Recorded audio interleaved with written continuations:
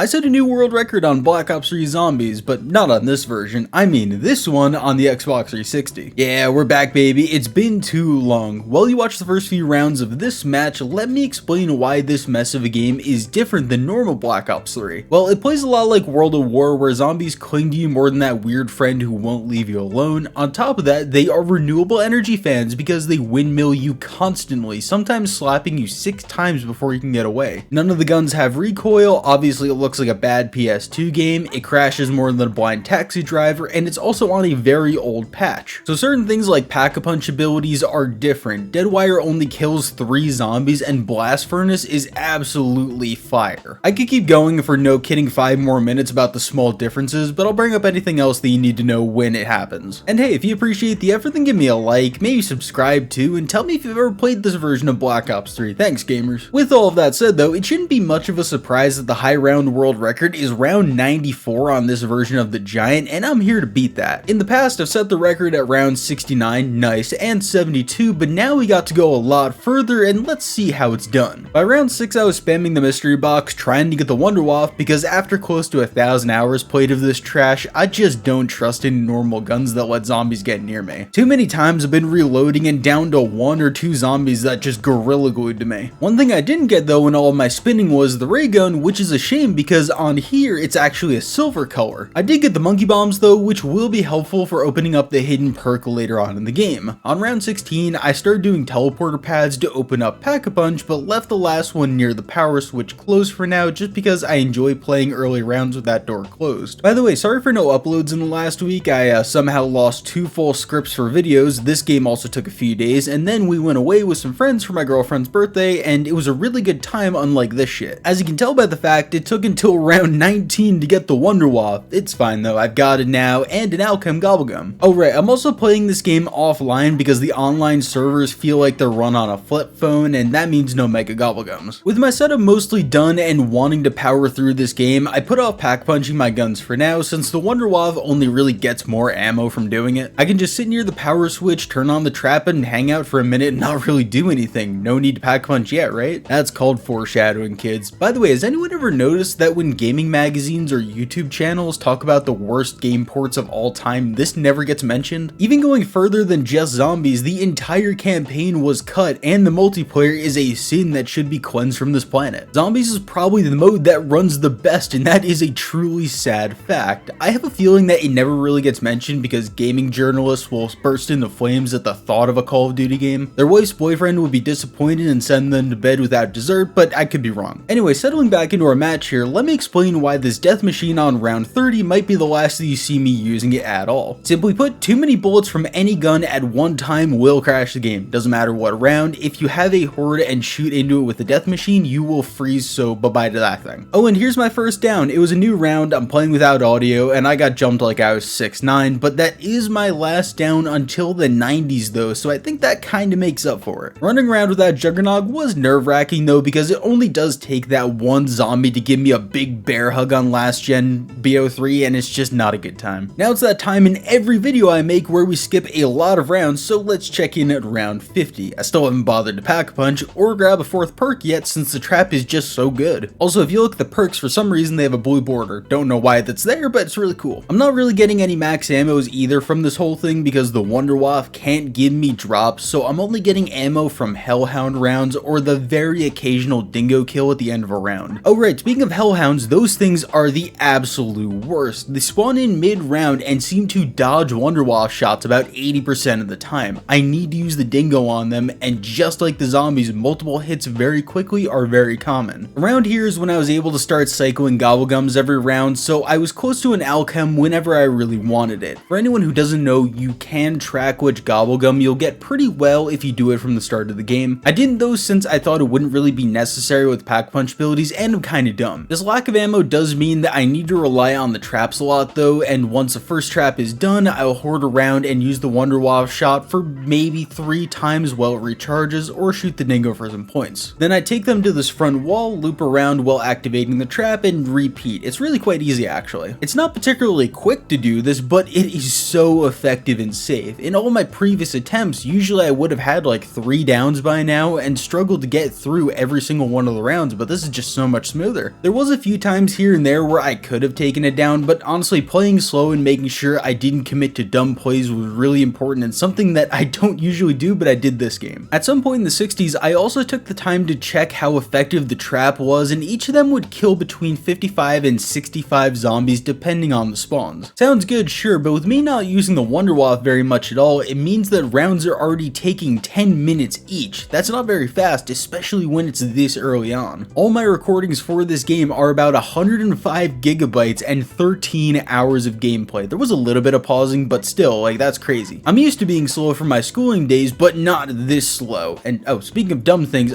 some of you may know that the Xbox 360 and PS3 only got 3 total maps. It got Shadows of Evil, The Giant, and Der Eisendrache, but apparently Zetsubo no Shima was halfway through development when it got cancelled. Probably because that's a big ass map, and I could not imagine how broken the Skull of Nonstop would be, the spider boss fight would be in 240p quality, and swimming would have just been so damn funny. It is sad though, because I really want to see just how dog shit it would have actually been. Anyway, here we are, round 69 again, and nice. Still no pack punch because that's for nerds and I'm cool and handsome. That's actually a lie. I would look like your 7th grade math teacher if you ever saw me. At least I'm funny sometimes and I make jokes about having sex with your dad. And now it's round 73, so everything from here on out is a new personal best, and I think it's 2nd place in the world. There's no official leaderboard for this because no one plays it, but we do know the record and a few of the highest rounds. 94 is the highest, followed by a round 72 by me, I think, before this game, and it's weird that there's such a gap, honestly. You'd think someone would maybe have something in the 80s, but nope, especially considering Shadows of Evil has around 150 and Der Eisendrache is up there too. Those ones are at least a little bit competitive, but there's just a big gap on this one. But now it's time again for more fast forwarding, to where I almost died on round 77 because a hellhound decided he didn't like my jokes and he was very close to killing me. It ninja dodged almost half a dozen Wonder Waff shots, which is just the worst shit imaginable. Now I'm gonna show you something really weird actually. I don't think that zombie health actually calculates correctly on the Giant. At the end of round 89, with 1 zombie left, I was able to kill it with 50 bullets from an unupgraded dingo. For context, zombies on round 89 are supposed to have 1.9 million health, and the dingo with double tap does 500 damage per shot, even for headshots. That one kill should have taken 3,900 bullets to kill, not 50, and this wasn't the only time either. I did this a few other times, which is way too often for it to be a coincidence. I wonder if there's a health cap and it's just too high to normally notice it, but that would mean that it was purposely put in there since Black Ops 3 doesn't normally have one. Such a strange thing to change, and I'm not sure how that even happened, but oh, anyway, we're also in the 90s now, which means only a few more rounds to go until the record. I still haven't Pack-a-Punch, which is definitely a world record, so that's cool, and a nice flex to go this far without upgrading on a game like this. Now it's just time to beat the overall record. Round 91 was a hellhound round, and even though I didn't get an Alchem for round 92, it went by without any issues. And at the start of round 93, I got an Alchem, which should definitely secure a tie for the record at the very least.